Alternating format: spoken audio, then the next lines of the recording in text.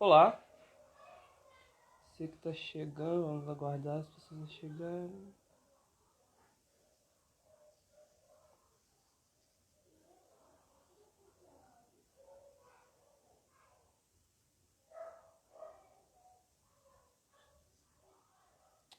Olá, Ramon.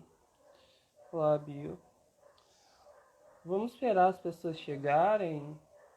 Aí eu vou dar início. Vou aqui.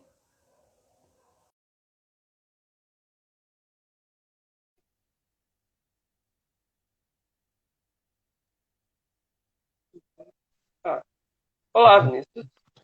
Tudo Olá, bom? tá me ouvindo e me vendo direito? Sim, e você também? Tá conseguindo me ouvir? Hum. Você? Mudou o design aqui da live, né? Eu gostei. Não, é minha primeira live que eu tô fazendo. Eu nem sabia como funcionava e tudo mais. Mas até que tá bonito. Oi, as pessoas estão entrando, vamos esperar. Aí eu faço uma introdução. Tá, eu vou compartilhar aqui.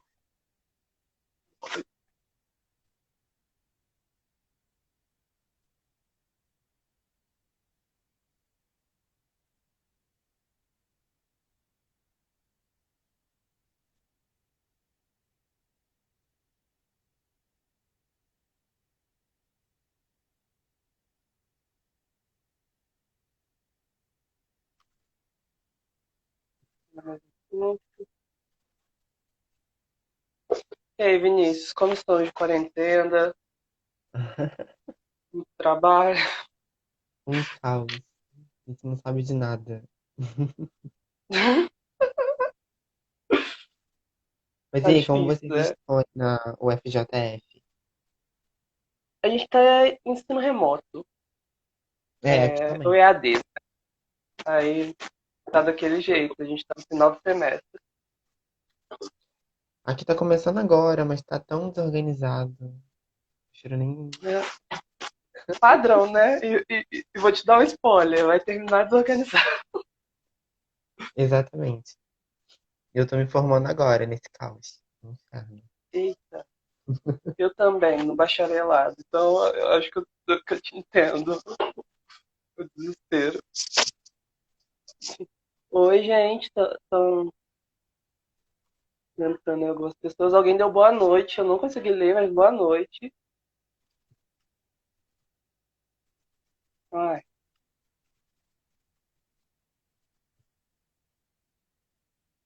pois é. Boa noite, nosso orientador entrou. Boa noite, Marcos. Boa noite, gente. Eu acho que se a gente clicar nessa setinha aqui, o comentário expande. Ó. Ou com a mão, É, faz assim com a mão. Fica bem é, difícil. consegui olhar agora. Oi, Lori. Eu acho que, deixa eu ver, vou dar um teto de 7,7. Aí a gente começa, pode ser? Tá.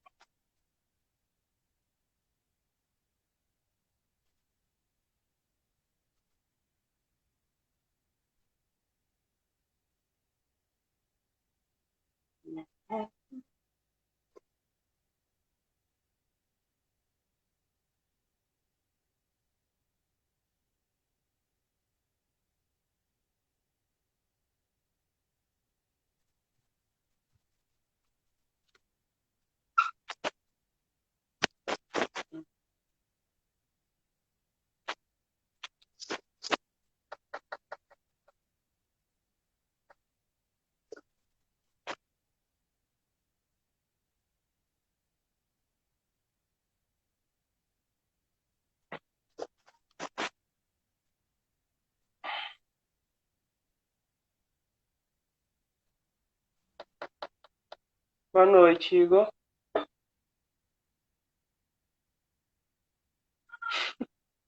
Ó, Marcos. A gente já falou, Marcos, já falamos de ensino remoto, do EAD. Aí eu estabeleci um teto até 7,7 para a gente começar a nossa conversa. Eu vou introduzir o Vinícius. mas eu acho que daqui a pouco a gente já pode começar, né, pra gente não ficar aqui também à toa. Então, eu vou começar então. Boa noite. A gente está começando mais uma live aqui do C. Eu me chamo Igor, eu sou bolsista de extensão do Centro de Referência. E com a pandemia, né, a gente começou a trabalhar mais nas nossas redes sociais, é, divulgando material, informativos e o Live do Ser, né, que é um quadro que a gente criou. Ele nasceu no meio da pandemia para a gente trazer algumas conversas, né, que a gente promove lá no Ser, para o nosso Instagram. Hoje a gente está com o Vinícius, né? O Vinícius é pesquisador, ativista político e estudante da palavra de Bell Hooks. Eu até trouxe meus livros da, da Bell Hooks para a gente falar um pouco, mas vou deixar ele se introduzir. Os meus Pode estão falar, aqui Vinícius. atrás. Eles ficam enfileirados Ai, aqui. Não sei eu apontar direito. olhei. Achei. É, bom, eu sou Vinícius, eu sou aqui do Rio, eu sou estudante do técnico em controle ambiental do Instituto Federal do Rio de Janeiro, na Baixada Fluminense do Rio, né?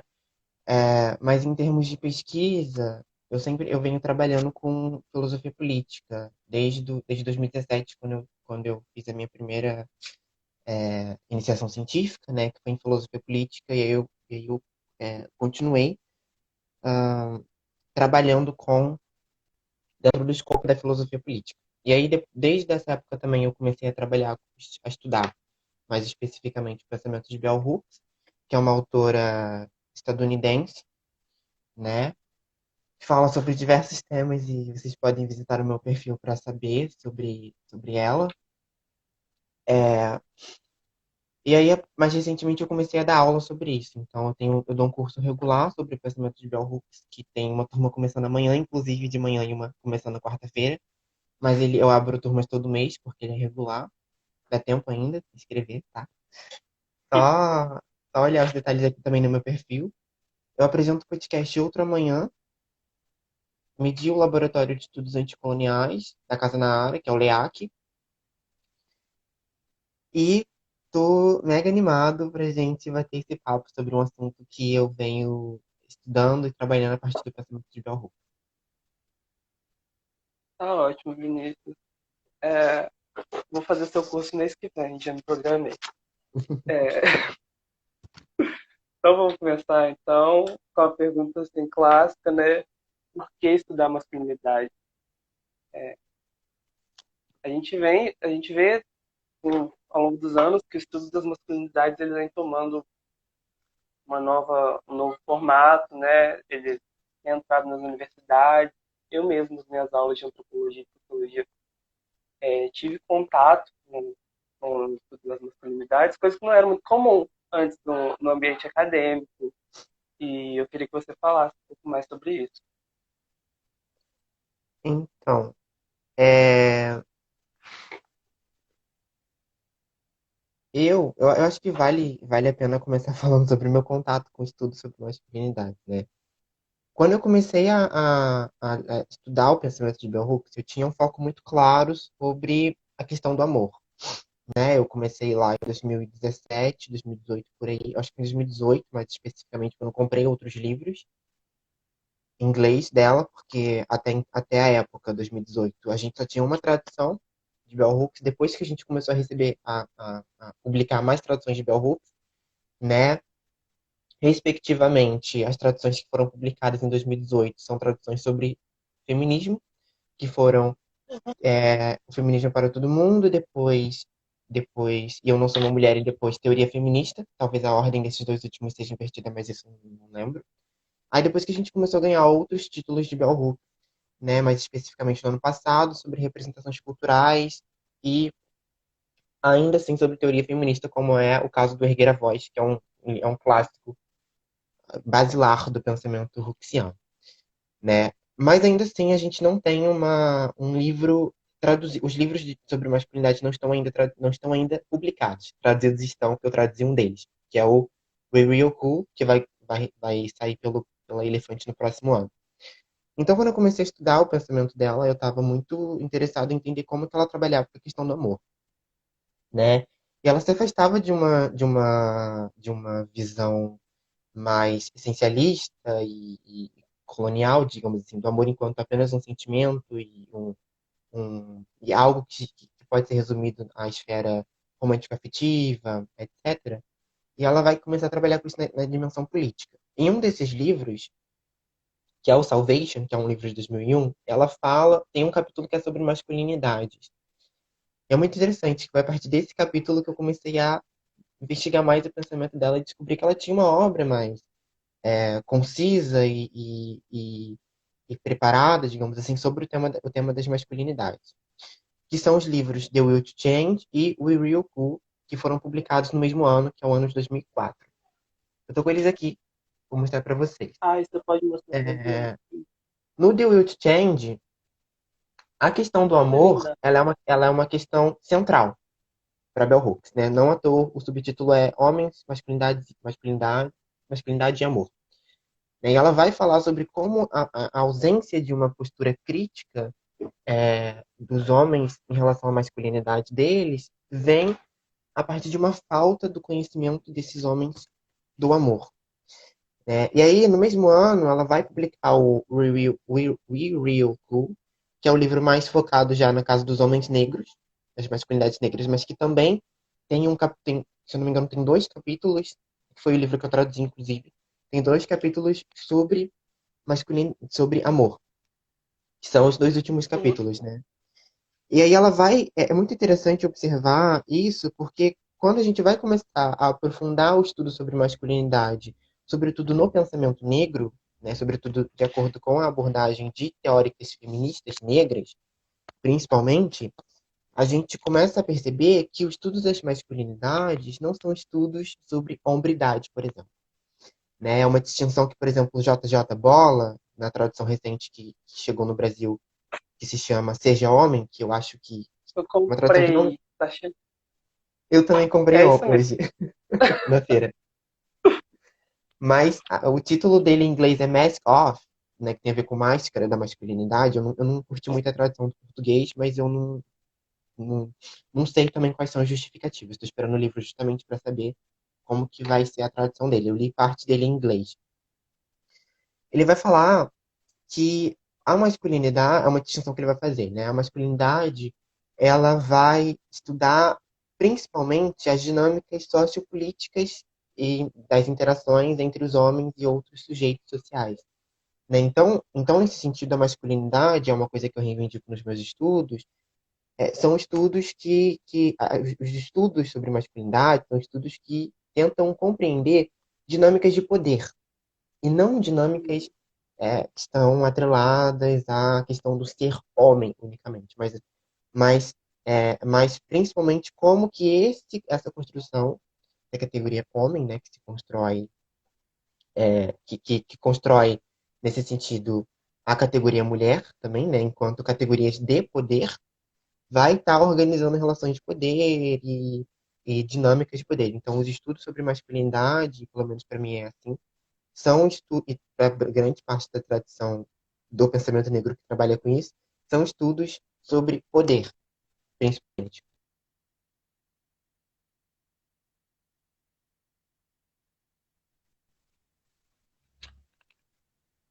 Pera aí, Pode Vinícius, falar. eu acho que deu uma travada. Voltou? Pera aí, vou voltar. Não, pera. Vai, tá voltando. Pode falar. Aonde que travou? Que eu terminei. Do poder. Na última vez que você falou. Ah, então eu terminei aí mesmo. Você não fui eu só falo, né? Uhum. É, falando de Bell Hooks, a gente estudou no SER porque eu comprei o livro, eu descobri Bell Hooks esse ano, comprei o livro e vi um texto sobre o Paris em Chamas, que ela faz uma reflexão sobre representação, mais que ela fala que os gays dos filmes negros, eles não se espelhavam nas mulheres, eles performavam feminilidades brancas, né? E eles não tinham apreço pelas mulheres negras e tudo mais. Isso vinha desde, sei lá, quadros humorísticos, tipo Saturday Night Live, lá na NBC, o Ed Murphy e tudo mais. Eu achei muito interessante as observações que ela faz, né, sobre como a gente se enxerga. Enfim, vamos continuar. A gente falou sobre o estudo da masculinidade, né, por que estudar a masculinidade e por que estudar o afeto. Quais são as perspectivas, né, desse estudo.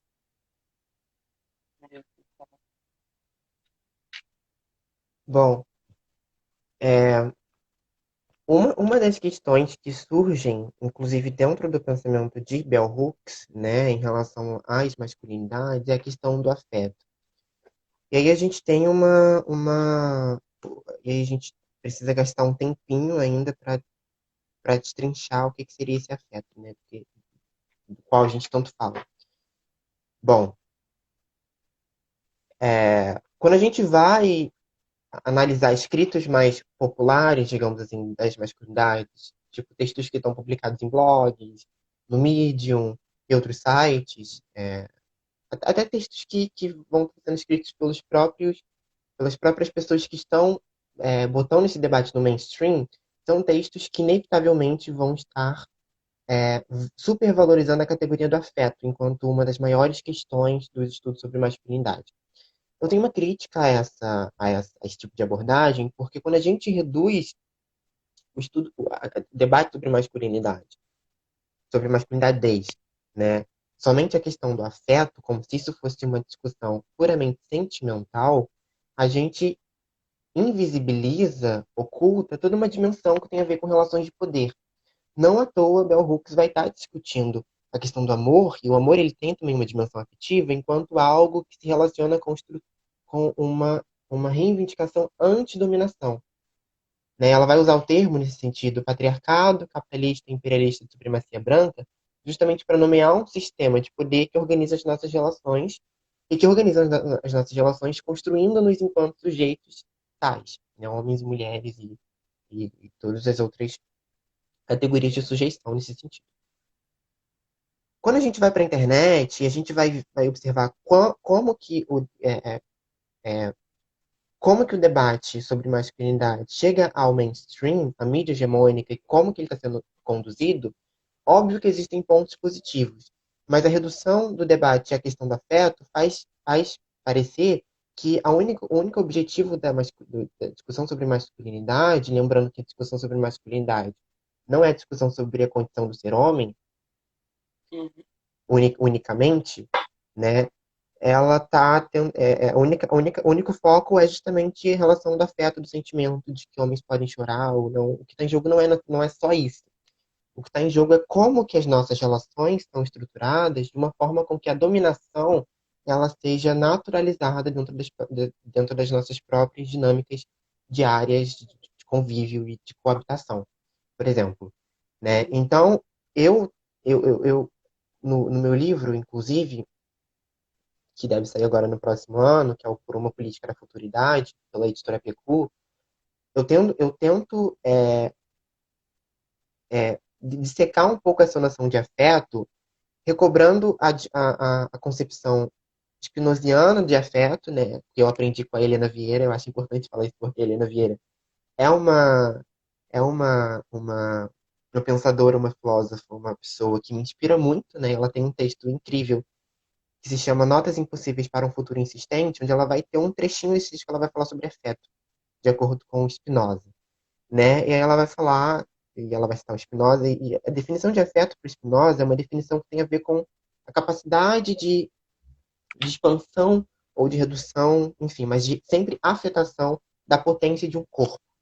Né? A potência do corpo ela é diminuída ou aumentada a partir do contato com outros corpos. Esse contato ele é um afeto, você afeta corpo, né? E aí eu acho que é importante pensar esse afeto também nessa dimensão do como os corpos são construídos e afetados uns pelos outros, para a gente entender como que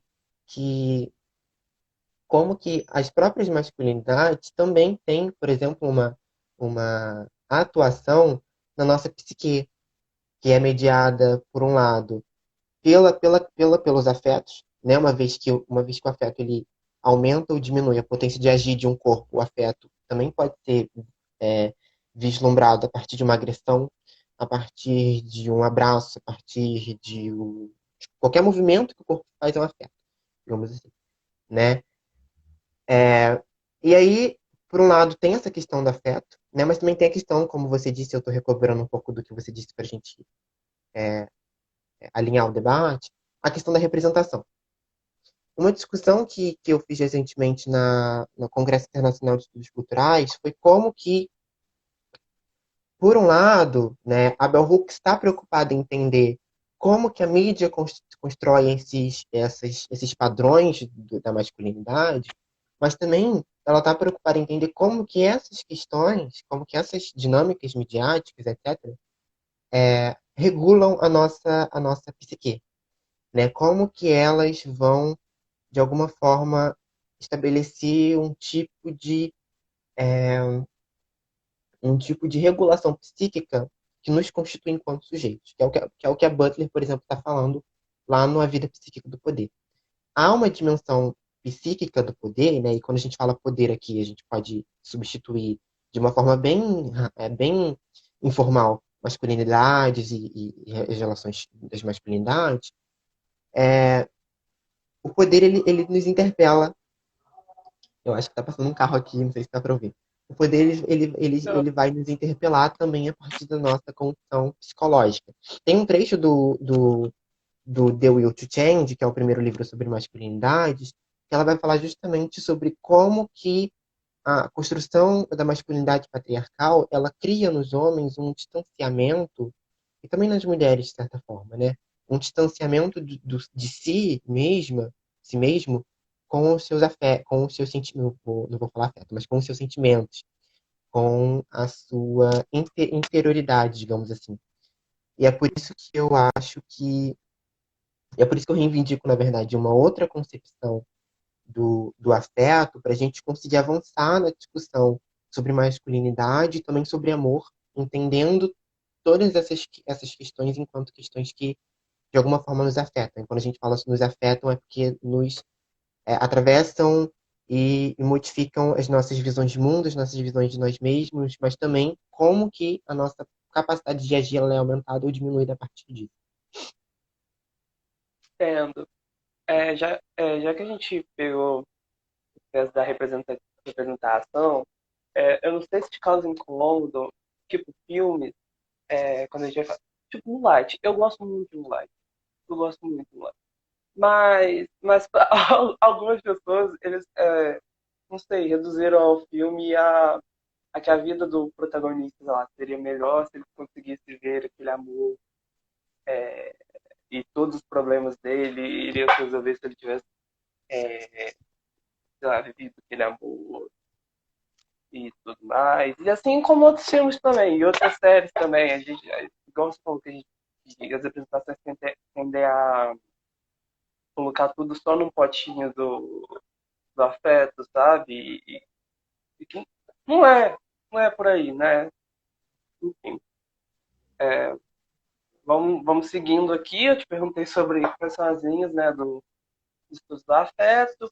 E, e quando a gente está conversando lá, a gente vai falar por que, né, estudar o afeto queer, pessoas LGBTQI, mais, por quê? É, Eu vi o eu vi o Moonlight tem tanto tempo que eu nem lembro mais como é o filme, mas é um filme que eu gosto bastante. Não sei se ele dá pra gente assim o instrumento muito. Com certeza ele dá, mas não sei se ele dá muitos instrumentos pra gente discutir masculinidades a partir dele. Mas eu já até fiz já até participei de uma atividade que discutia justamente masculinidades a partir do Moonlight. Só que eu não lembro muito do, do filme, mas uma coisa que eu acho interessante da gente analisar e que a Bell Hooks vai estar sempre discutindo muito lá, principalmente no Olhares Negros, é como que essas representações, ainda assim, por mais,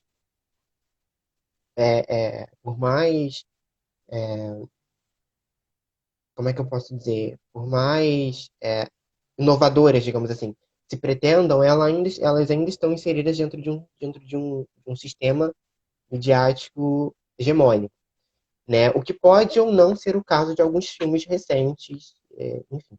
Mas a partir desse olhar, né, desse olhar hollywoodiano, por exemplo, no caso de alguns filmes que a gente possa usar para discutir masculinidade, eles ainda vão estar dentro de uma lógica ainda muito normalizada e normalizadora, digamos assim, da discussão, da construção das masculinidades, né? Eu acho que a gente tem que tomar um cuidado em relação a isso quando a gente vai começar a analisar os elementos da mídia e como que eles atuam na nossa vida diária, né? Como que eles estão construindo os nossos sensos de mundo. Que é uma coisa que a Bell Hooks vai fazer lá em Olhares Negros, o tempo todo, uma vez que ela vai criticar literalmente toda a indústria audiovisual dos últimos anos. Quando eu falo os últimos anos, isso antecede o 92, que o livro é de 92. Então ela tá criticando ali a década de 70, 80, por aí, né? Ah, e aí, voltando à questão do café.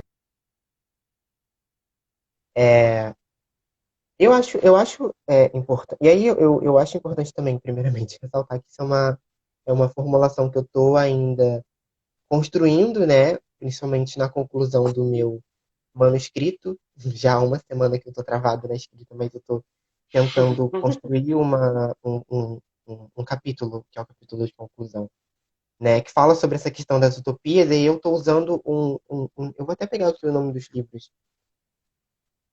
Um livro, na verdade, né? Que eu estava citando. Tudo bem. Sobre utopias queer. E aí eu achei muito, muito interessante o que o autor desse livro fala, que eu acho que eu quero trazer para a gente pensar um pouco sobre isso. Deixa eu procurar aquele livro no Kindle. Eu estava lendo ele um tempo Enquanto você atrás. procura, eu vou mostrar o livro que você está citando aqui, que é o Olhares Negros. Ó, esse aqui, ó. Aqui. O nome do livro é Cruising Utopia, do autor José. hum, Calma aí, que sem querer eu sei.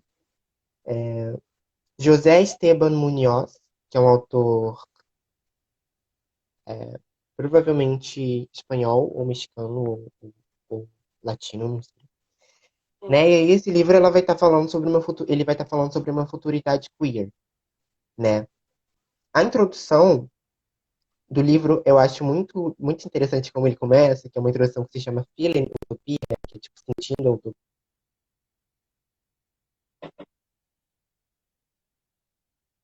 E a própria Butler fala isso lá no Corpos em Uhum. Aliança, né? Que é um livro também maravilhoso, um dos últimos livros dela, que ela vai Só falar sobre repete como para o Vinícius.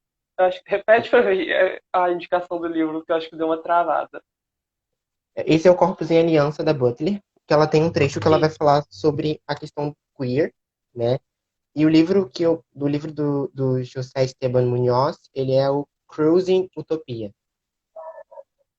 E aí, eu acho interessante, eu estou tentando trabalhar com isso no manuscrito, sobre como que a condição de ser queer não é uma condição de identidade, mas tem a ver com e aí eu esqueci a citação exata da Butler, mas tem a ver com a questão da disputa por um novo futuro, né? Que é o que o José vai estar reivindicando aqui no livro dele. Eu vou ler para vocês o trecho que ele fala isso.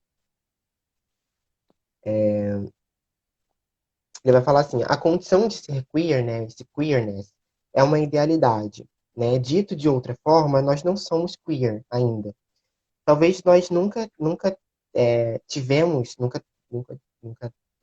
talvez nós nunca tocamos o que a gente chama de queer, mas nós podemos senti-lo a partir de uma iluminação aquecedora, alguma coisa assim, warm illumination, de um horizonte que está imbuído em potencialidade, desculpa, potencialidade, né?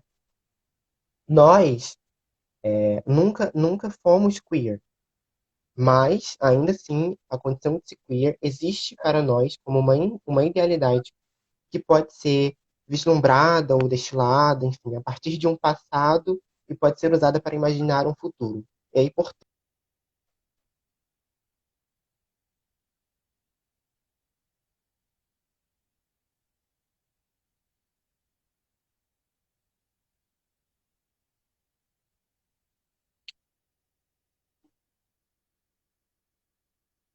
Mas travou. Foi? travou, voltou? Voltou. Ah, que bom. É, que bom.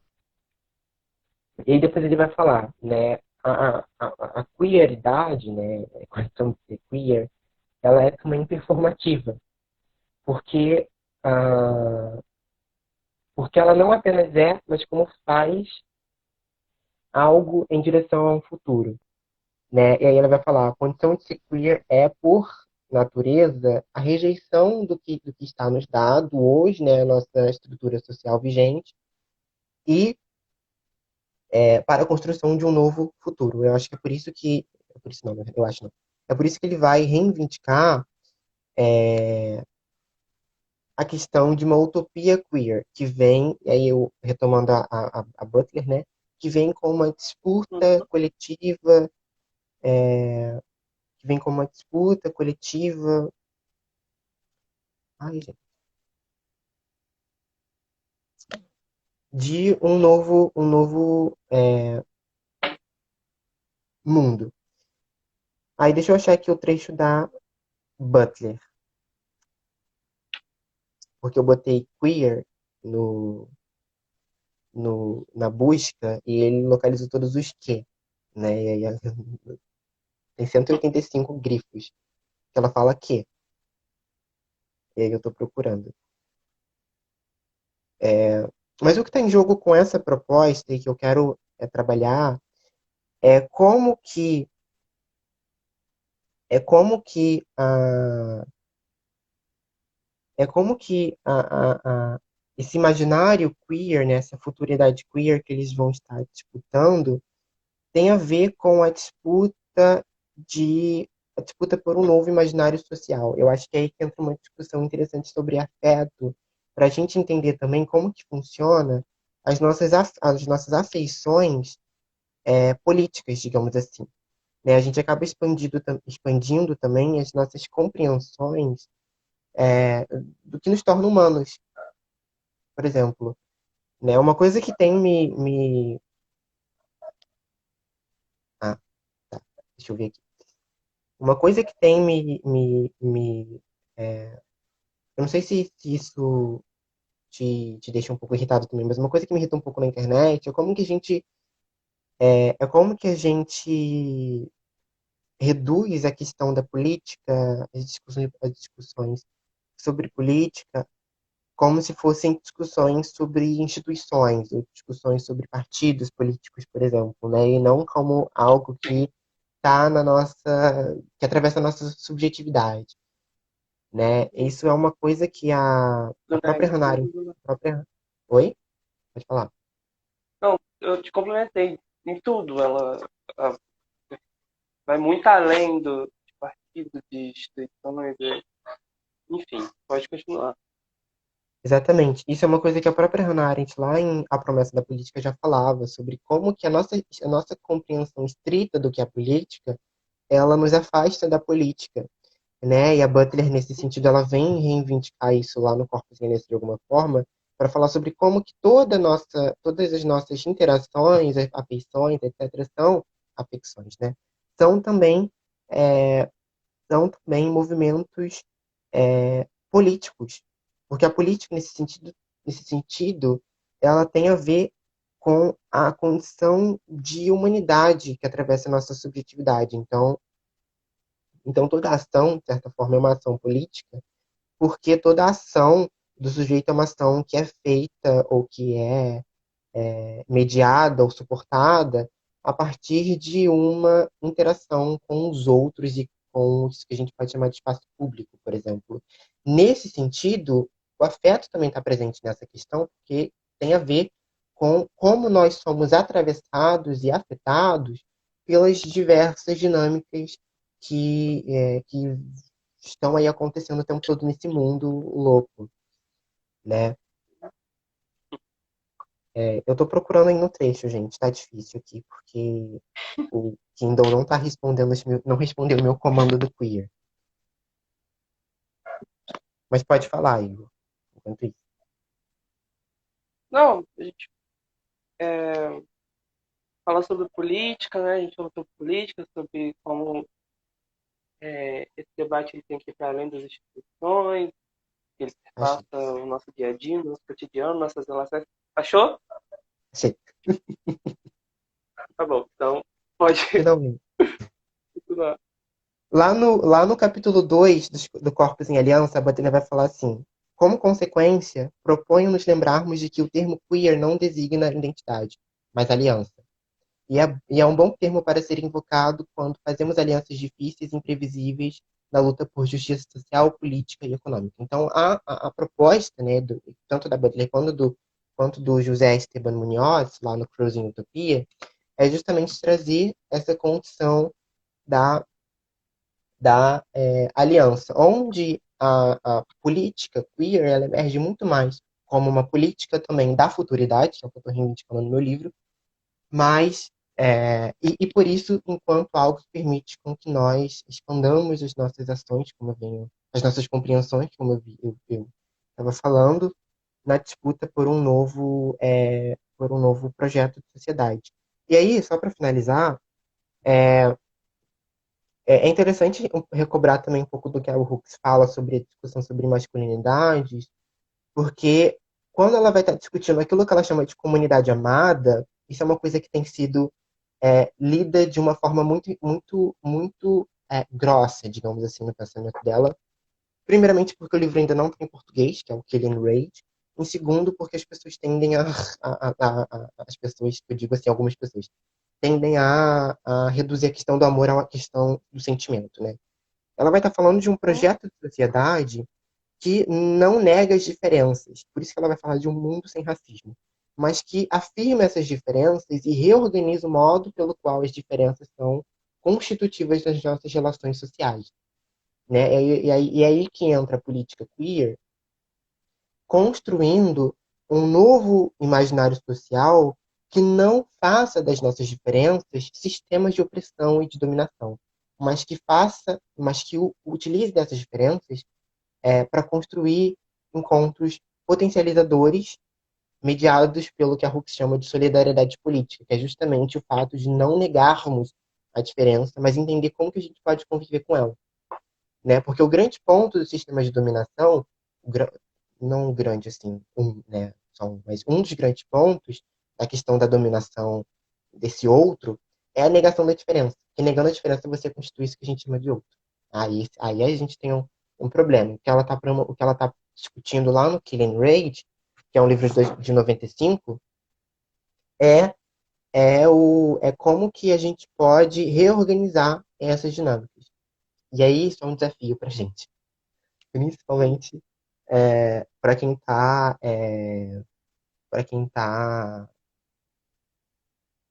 engajado em discutir essas questões, né, da utopia, das assembleias, dos espaços públicos. Aí o negócio fica difícil, muito difícil. Porque a gente tá na esfera daquilo que a gente não conhece, né? Daquilo que a gente está ainda tentando compreender e construir a partir disso. É, tem uma pergunta, ainda do artigo lá do Perls Byrne, é de 1992 o livro, né, que você falou. Aqui não tem a data de quando ela escreveu, mas você ainda acha que esse estereótipo de representação, o, o Zerigo ou o Exará, ele comentou aí, discurso do futuro, agradeço e comemoro. É, enfim, como eu estava falando, de como ela relata de que os homens gays, eles performam feminilidade, os homens gays negros, né, eles performam feminilidades brancas, a mídia, ela, quando ela vai falar do corpo negro, ou é de uma forma muito ofensiva, sabe, num tom agressivo e abusador e tudo mais.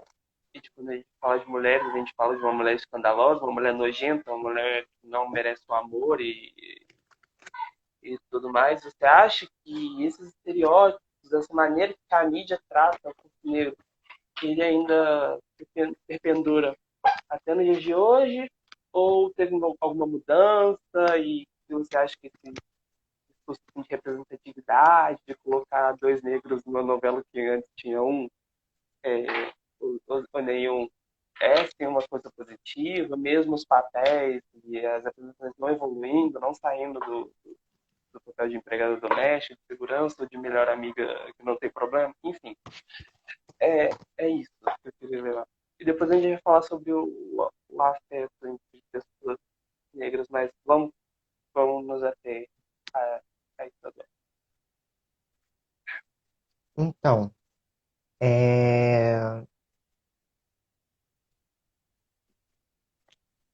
essa é uma discussão que tem ganhado o foco recentemente, sobretudo após a eleição, né? Onde as pessoas discutem se pode ou não comemorar a, a, a eleição da Kamala Harris, né? A vice-presidência por ser uma mulher negra, e aí a gente tem um grande embate na internet.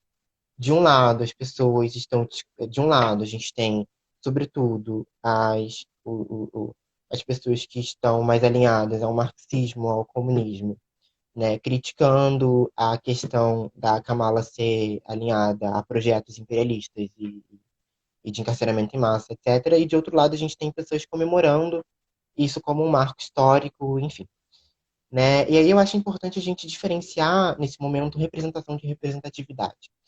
Quando a gente fala de política institucional, né, e a Winnie fez um comentário muito assertivo sobre isso no Twitter dela recentemente, a discussão sobre representação política está aí, está dada. Nesse sentido, a eleição de uma mulher negra à vice-presidência é um marco histórico que deve ser reconhecido, concordemos ou não com ele, isso é um ponto. Né? Agora, agora, a questão de olhar isso como um avanço ou como uma coisa, um marco, digamos assim, que vai abrir portas para outras mulheres negras, enfim, é algo que eu particularmente não estou tão interessado em discutir, porque eu não tenho uma compreensão, porque eu não parto do pressuposto de que a política institucional, né, que é materializada em presidentes, ministros, etc., vai, de fato, promover alguma transformação social significativa. Nesse sentido, eu sou e a Bell Hooks também, né, de alguma forma, né? Nesse sentido, eu não discuto política institucional por causa disso, Uhum, né? E aí a gente tem dois conceitos que estão em disputa, que são muito confundidos na internet. Representação e representatividade. O conceito de representatividade, ele é um conceito que já foi esvaziado e que é esvaziado diariamente nas dinâmicas virtuais, né? Representatividade é uma palavra que se contenta com a presença de determinados sujeitos, em determinados espaços, sem uma reflexão crítica.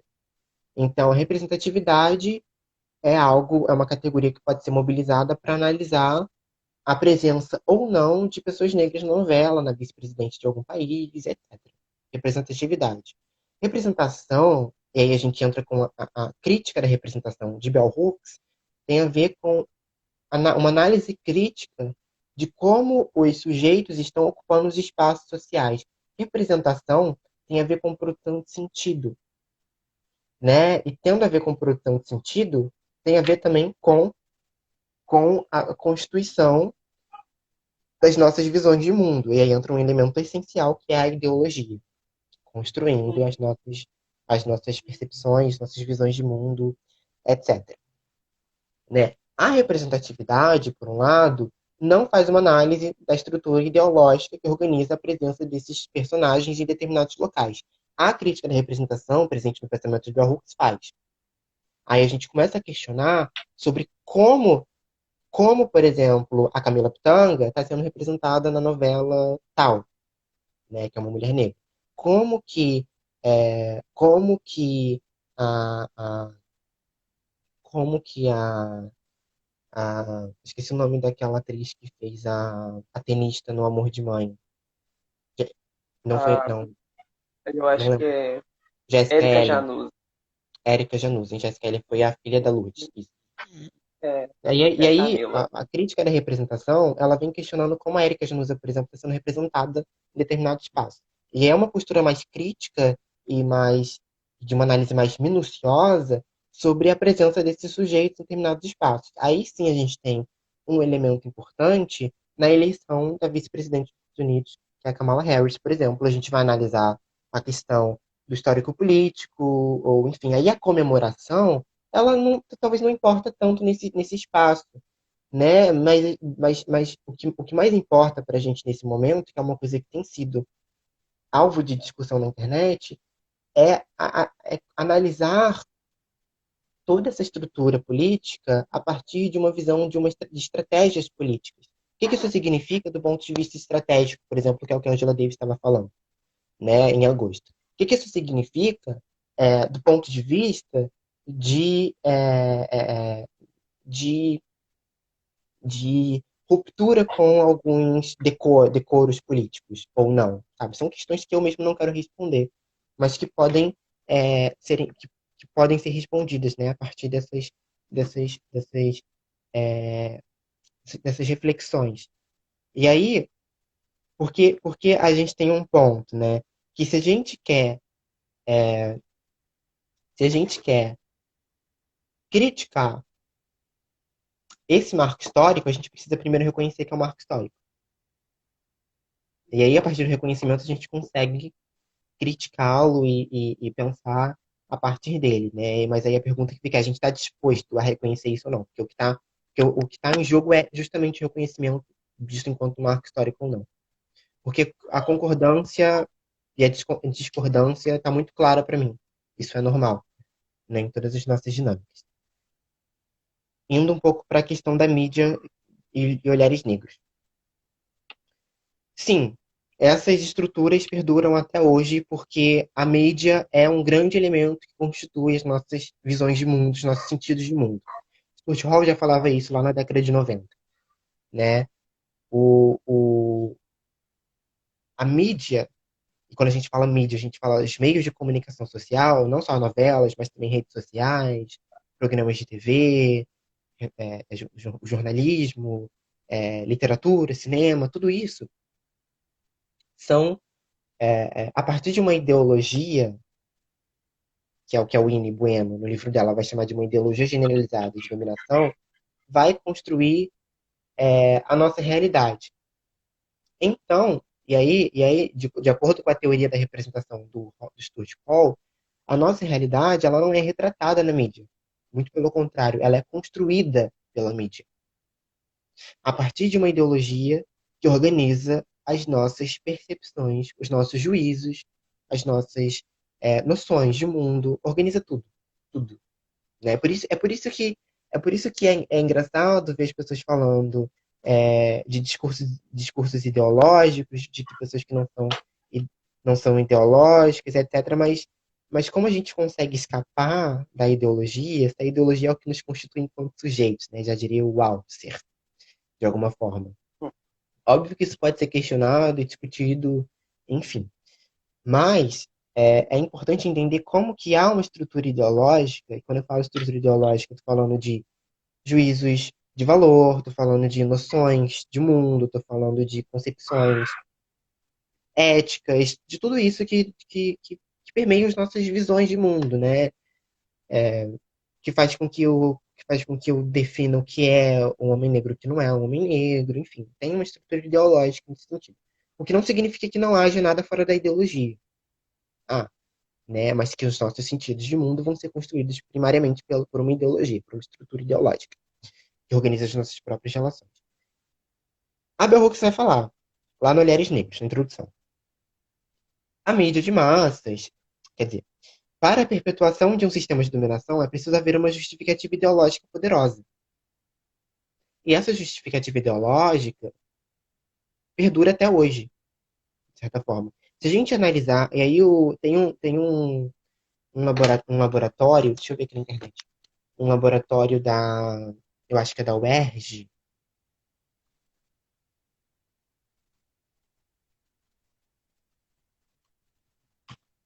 que publicou uma pesquisa, é o GEMA, é o GEMA, Ah, é é do o... IUPERJ. Isso. Ele publicou uma pesquisa há um tempo atrás, eu não sei exatamente quando que foi, porque, enfim,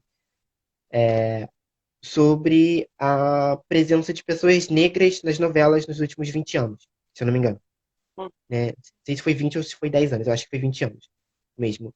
E aí falava sobre essa presença e a diferença, assim, é mínima, mínima, mínima, mínima, de menos do que 5%, variando de lá para cá. Né? Então, as coisas não mudam muito, né, em termos de mídia hegemônica, porque a mídia hegemônica, ela está aí atendendo a um projeto de poder, né? Esse é o grande ponto da ideologia e da crítica que a Bell Hooks faz sobre até mesmo a questão do Paris em Chamas, de como que a gente reproduz tudo isso sem questionar. Por quê? Porque aí tem a dimensão da regulação psíquica. A gente não questiona de onde vem o poder, só atende às suas ordens, né? Que é o que está presente na formulação do Foucault, da Butler e da Hooks também, que é uma intelectual de influência Foucaultiana, diga-se de passagem. entendo. A gente vai dar os 10, 5 minutos, 8 minutos finais da nossa live. Eu queria, é, não sei se você falasse, que eu vejo que, já que o assunto é afeto, né? O nosso corpo, de homem gay, ele tá negro, ele tá na comunidade, né? Ele tá colocado no lugar de, como que eu posso falar? O pueril, é, sei lá, de pênis grande, que as pessoas não depositam afeto, aí tu tá no aplicativo, recebe coisas horrorosas, mas, e, e também às vezes como corpo que não merece relacionamento, não merece ser sumido, e tudo mais eu queria que a gente é, discutisse isso para de colocar, até para deixar um questionamento aí no ar, tá? E tem um vídeo de TV, tem um texto sobre onde que o nosso corpo cabe nesse acesso, né? E é isso. Sim, é... Então, no pensamento de Bell Hooks, essa discussão ela vai estar sendo muito mediada pela categoria da ética do amor, né? Hum, Porque um dos elementos constituintes do amor é o afeto e o outro é também o reconhecimento. São os dois elementos que eu estou disputando no meu livro, né? A gente reduz eles a qualquer coisa. E aí, quando a gente fala sobre a questão do afeto em comunidades negras e quando a gente entre pessoas negras, né? E quando a gente fala